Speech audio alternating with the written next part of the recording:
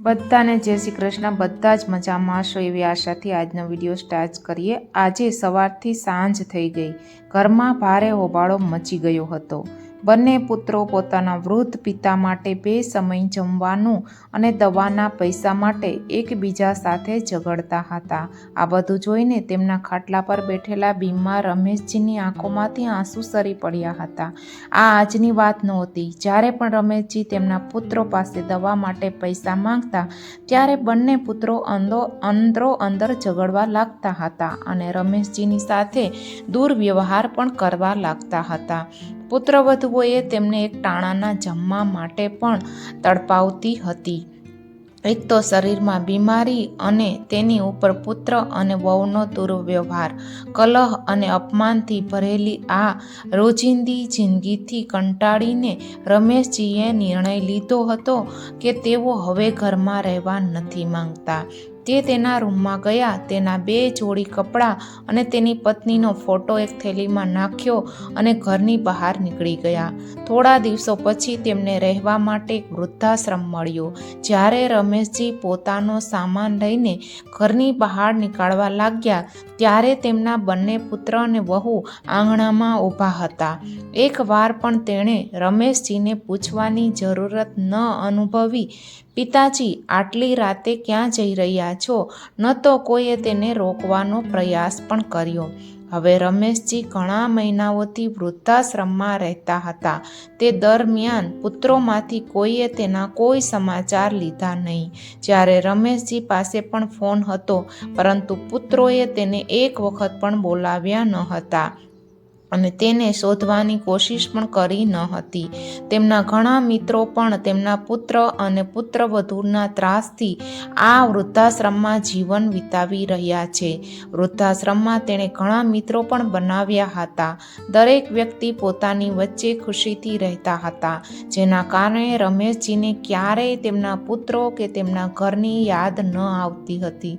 તેને ઘર કરતાં વૃદ્ધાશ્રમમાં વધુ શાંતિ મળતી હતી। ઘરમાં એવો કોઈ દિવસ જતો ન હતો કે જ્યારે પુત્ર અને વહુ તેના માટે લડતા ન હોય। રમેશજી તેમના પુત્ર અને પુત્રવધુ પર બોજ બનવા માંગતા ન હતા અને ન તો તેઓ આવું અપમાનજનક જીવન જીવવા માંગતા હતા। જ્યારે તેની પત્ની હતી ત્યારે તે તેમની ખૂબ જ કાળજી લેતી હતી। તેણીએ તેમના ખાવા પીવાની પણ ખૂબ જ કાળજી લીધી હતી। તે આખો સમય તેની નજીક જ રહેતી હતી। તે ખૂબ જ ઉત્સાહથી તેમને રાંધીને ખવડાવતી હતી, પરંતુ જે દિવસથી તેની પત્ની ગઈ ત્યારથી રમેશજીનો તમામ સ્નેહ ખતમ થઈ ગયો હતો। વૃદ્ધાશ્રમમાં આવ્યા પછી રમેશજીને કોઈ વસ્તુની કમી નહોતી। વૃદ્ધો માટે તબીબી સુવિધાઓ પણ હતી। હવે રમેશજીને દવાઓ માટે કોઈની પાસે લાંબો હાથ કરવાની જરૂર ન હતી। તેમની તબિયત પહેલાં કરતાં સારી થઈ ગઈ હતી। સવારે આશ્રમના તમામ વૃદ્ધો સાથે મળીને યોગ કરતા હતા। બધા હસતા અને એકબીજા સાથે મજાક પણ કરતા હતા। રમેશજીનો સમય ખૂબ જ ખુશીથી પસાર થઈ રહ્યો હતો। એક દિવસ તેઓ તેમના મિત્ર વીરજી સાથે વૃદ્ધાશ્રમની છત પર બેઠા હતા અને વાતો કરી રહ્યા હતા। વાતચીત દરમિયાન તેણે તેના ભૂતકાળ વિશે પૂછવાનું શરૂ કર્યું અને રમેશજીએ કહ્યું, હું મારા ગામની એક નાની શાળામાં ભણાવતો હતો। મારી પત્ની સુલેખાનું થોડા વર્ષ પહેલાં જ અવસાન થયું હતું। મારે 2 બાળકો છે, બંને પુત્રો છે। મેં અને મારી પત્નીએ અમારા 2 પુત્રોને ભણાવવા માટે ઘણા સંઘર્ષો કર્યા હતા। હું શાળામાં ભણાવતો, મારી પત્ની ઘરમાં સીવણ અને ભરતકામ કરતી હતી, જેથી આખો બોજ મારા પર ન આવે। તેથી જ તે આખી રાત જાગીને સિલાઈ કામ કરતી હતી। શાળાની સાથે સાથે હું ભણાવતો। અમે બંને પતિ પત્નીએ અમારા પુત્રો માટે સખત મહેનત કરી, જેથી તેઓ શ્રેષ્ઠ શિક્ષણ મેળવી શકે, એક સારી વ્યક્તિ બનાવી શકીએ અમે તેને। અમારા દીકરાઓ ભણીને સફળ થશે તો અમને પણ ઘડપણમાં થોડું સુખ મળશે. આ બધી આકાંક્ષાઓ સાથે અમે અમારા પુત્રને ખૂબ જ સારો ઉછેર આપ્યો. થોડા સમય પછી બંને પુત્રોના એક પછી એક લગ્ન પણ કરાવ્યા. ઘરમાં 2 પુત્રવધુઓ પણ આવી ગઈ. જ્યારે મારા પુત્રોના લગ્ન થયા ત્યારે મારી પત્ની ખૂબ જ ખુશ હતી. ધીમે ધીમે થોડા દિવસો વીતી ગયા. બધું બરાબર ચાલી રહ્યું હતું. પછી એક દિવસ અચાનક મારી પત્નીને છાતીમાં દુખાવો ઉપડ્યો અને મને કાયમ માટે તે છોડીને ચાલી ગઈ. તેણીને ગયા પછી હું મોટા ભાગે બીમાર રહેતો હતો. મને બીપી અને સુગરની સમસ્યાઓ થવા લાગી. તેથી મેં શાળામાં ભણાવવાનું છોડી દીધું. પણ એનાથી વધુ મારા પત્નીના અવસાન બાદ પુત્ર અને પુત્રવધુનું વર્તન ખૂબ જ ખરાબ થઈ ગયું હતું. મને રહેવા માટે રૂમ આપવામાં આવ્યો. પુત્રવધુને મારા દરેક કામ કરવા માટે તેને ઘણી તકલીફો થતી. બંને પુત્રવધુઓ ખૂબ જ ઈર્ષા કરતી અને માત્ર 2 રોટલી આપવામાં પણ મને ખૂબ અપમાનિત કરતી હતી અને પોતાના પતિ સાથે હંમેશા લડતી, અમે હવે તમારા પિતાની સેવા કરીશું નહીં. તેઓ આખો દિવસ નકામા માણસની જેમ પથારી પર પડ્યા રહે છે અને ઓર્ડર આપતા રહે છે. જ્યારે મેં મારા પુત્ર પાસે દવાના પૈસા માંગતો ત્યારે બંને પુત્રો એકબીજા સાથે ખૂબ જ ખરાબ રીતે લડતા હતા અને મારી સાથે ખૂબ જ મારપીટ પણ કરતા હતા. મોટો દીકરો કહે, પપ્પા, તમારી દવાઓનો ખર્ચ અમે ઉપાડી શકીએ એટલા અમે કમાતા નથી. તમને દરરોજ ડૉક્ટર પાસે પણ લઈ જઈ નથી શકતા અને તમે આખો સમય મારું લોહી ચૂસતા રહો છો. ક્યારેક તમારા નાના દીકરા તરફ પણ હાથ લંબાવો. હા તો ભાઈ, તને શું લાગે છે મારી પાસે પૈસાનો ઢગલો છે? શું મારી પત્નીને સંતાનો નથી અને હું વૃદ્ધાશ્રમમાં પણ તેમનો બોજ સહન કરતો રહીશ? મારા પુત્રો પાસેથી આવી વાતો સાંભળીને મને ખૂબ તકલીફ થતી હતી. 2 પુત્રો હોવા છતાં એક વૃદ્ધ પિતાની સંભાળ લેવામાં આવતી ન હતી. હું ફરીથી શાળામાં ભણાવવા માંગતો હતો જેથી હું મારા પુત્રો પર બોજ ન બની શકું. હું પણ 1-2 દિવસ શાળામાં ભણાવવા ગયો હતો પણ મારી તબિયત અચાનક ફરી બગડી. પુત્રોએ દવા લેવાની પણ સ્પષ્ટ ના પાડી દીધી હતી. થોડે દૂર ચાલ્યા પછી પણ હું નર્વસ અનુભવતો હતો. હાથ પગ ધ્રુજવા લાગ્યા હતા. હવે મને મારા જીવન પર બોજ લાગવા માંડ્યો હતો. મારા કારણે ઘરમાં તકલીફો એટલી વધી ગઈ હતી કે મને પણ ઘરમાં રહેવાનું મન થતું ન હતું. મને મારી પત્ની પાસે જવાનું મન થતું હતું. જીવવાની ઈચ્છા સાવ અદ્રશ્ય થઈ ગઈ હતી. પણ જીવ આ શરીરને એમ જ છોડતો નથી. જે દિવસે હું ઘરેથી નીકળ્યો, મારા 2 પુત્રો વચ્ચે મારી દવા અને દિવસમાં 2 ટાણા જમવાને લઈને મોટો ઝઘડો થયો હતો. પુત્ર અને પુત્રવધુએ પણ મને ખૂબ જ ઠપકો આપ્યો હતો. તેથી તે જ દિવસે મેં નક્કી કરી લીધું હતું કે મારે હવે આવા બાળકો સાથે રહેવું નથી. ભલે મારે મારી આખી જિંદગી રસ્તા પર જ વિતાવવી પડે. મેં ઘણા દિવસો પહેલાં આ વૃદ્ધાશ્રમ મારા માટે જોયો હતો. તે દિવસે મેં અહીં આવવાનું નક્કી કર્યું હતું. તે દિવસથી આજ સુધી હું અહીં જ છું. મારા પુત્રોએ મને એકવાર પણ ફોન પર પૂછ્યું નથી કે તમે ક્યાં છો, કેમ છો, કારણ કે હવે મારી વૃદ્ધાવસ્થામાં હું તેમના પર બોજ બનવા નથી માંગતો. તેમને મારી જરૂરત નથી અને તો હવે મારે પણ તેમની જરૂરત નથી. હું આ વૃદ્ધાશ્રમમાં ખૂબ જ ખુશ છું અને મારું જીવન ખુશીથી જીવી રહ્યો છું. મેં અને મારી પત્નીએ અમારા પુત્રો માટે જે કંઈ કર્યું છે તેઓએ અમને તેનું એક અંશ પણ સુખ આપ્યું નથી. આજે આ કડવી યાદોને તાજી કર્યા પછી રમેશજીની આંખોમાં આંસુ આવી ગયા હતા અને તેઓ ઊભા થયા અને તેમના રૂમમાં ચાલ્યા ગયા. થોડા દિવસો પછી જ્યારે વૃદ્ધાશ્રમના મેનેજરને ખબર પડી કે રમેશજી ગણિત અને વિજ્ઞાનના ખૂબ જ સારા શિક્ષક છે તો એક દિવસ મેનેજરે રમેશજીને તેમની પાસે બોલાવ્યા અને કહ્યું કે રમેશજી, મેં સાંભળ્યું છે કે તમે પહેલાં ભણાવતા હતા અને તમે ગણિત અને વિજ્ઞાનના ખૂબ જ સારા શિક્ષક છો. તો રમેશજી, હું ઈચ્છું છું કે તમે તમારા શિક્ષણને ઉજાગર કરો. જો હું તમારા માટે એક શાળામાં વાત કરું તો તમે શીખવશો? તમારે કંઈ કરવાનું નથી. તમને દરેક વસ્તુની સુવિધા મળશે. તમને આવવા જવામાં કોઈ તકલીફ નહીં પડે. તમને લાવવા મૂકવાની જવાબદારી મારી રહેશે. આ સાંભળીને રમેશજી ખૂબ જ ખુશ થઈ ગયા, કારણ કે હવે તેમની તબિયત પણ પહેલાંથી ઘણી સારી હતી. તેથી તેઓ ખુશીથી ભણાવવા માટે રાજી થઈ ગયા. રમેશજીએ બીજા જ દિવસે પોતાનો બાયોડેટા તૈયાર કરીને શાળાને આપ્યો. મેનેજરની પત્ની પણ આ જ શાળામાં ભણાવતી હતી. રમેશજીને શાળામાં ગણિત અને વિજ્ઞાનના શિક્ષક તરીકે નિયુક્ત કરવામાં આવ્યા હતા.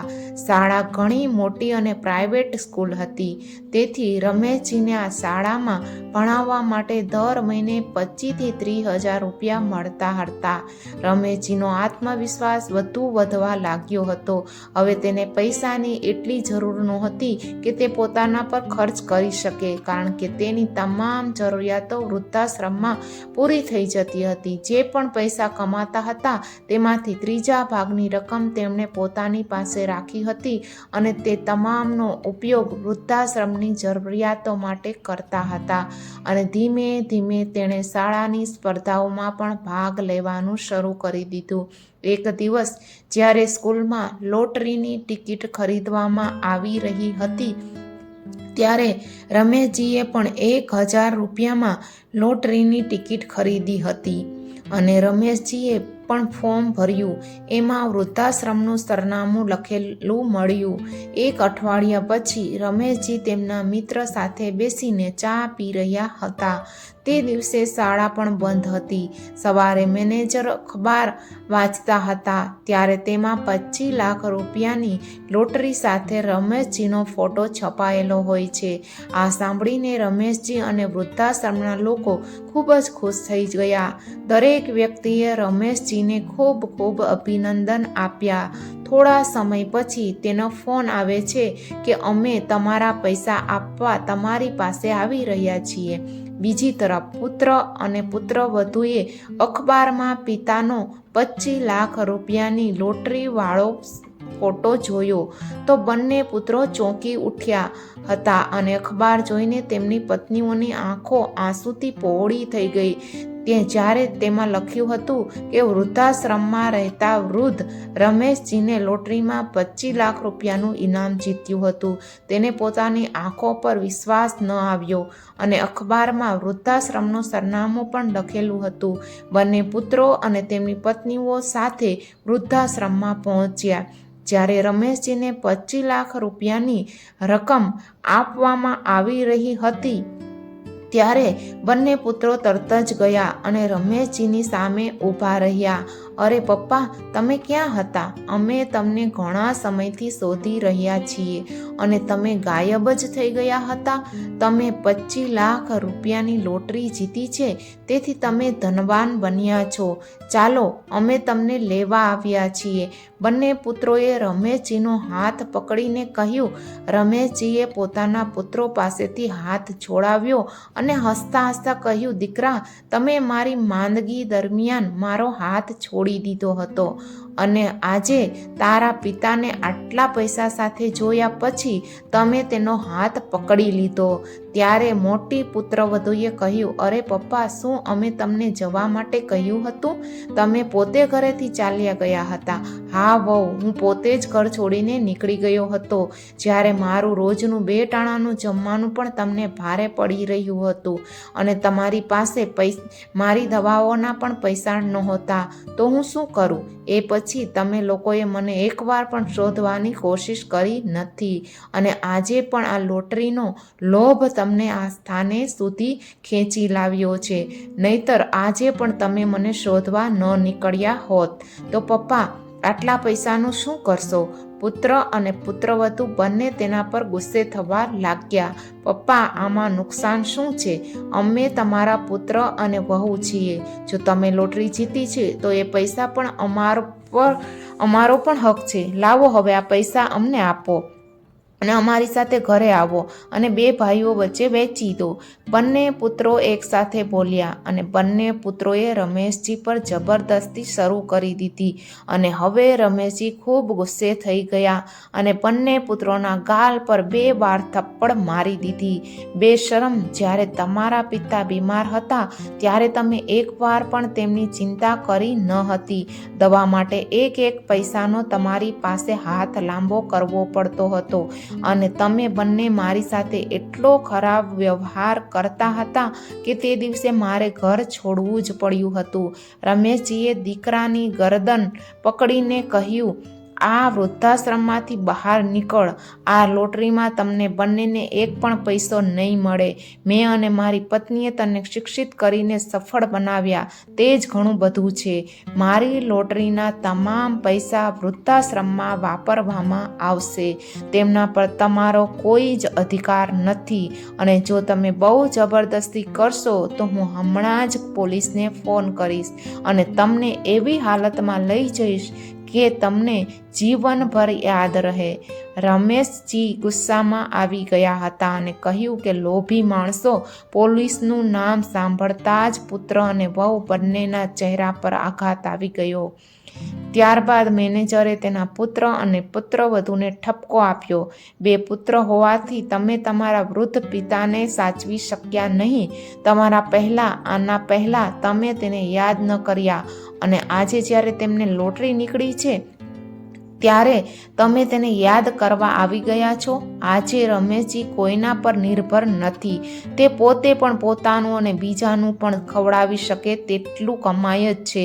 પુત્ર અને પુત્રવધુ ઉદાસ ચહેરાઓ સાથે અને તેમના હાથ ઘસતા તેમના ઘરે ગયા. લોટરીના પૈસાથી રમેશજીએ તમામ વૃદ્ધોના રૂમમાં કુલરની વ્યવસ્થા કરી અને તમામ લોકો માટે 2 જોડી નવા કપડાં પણ અપાવ્યા.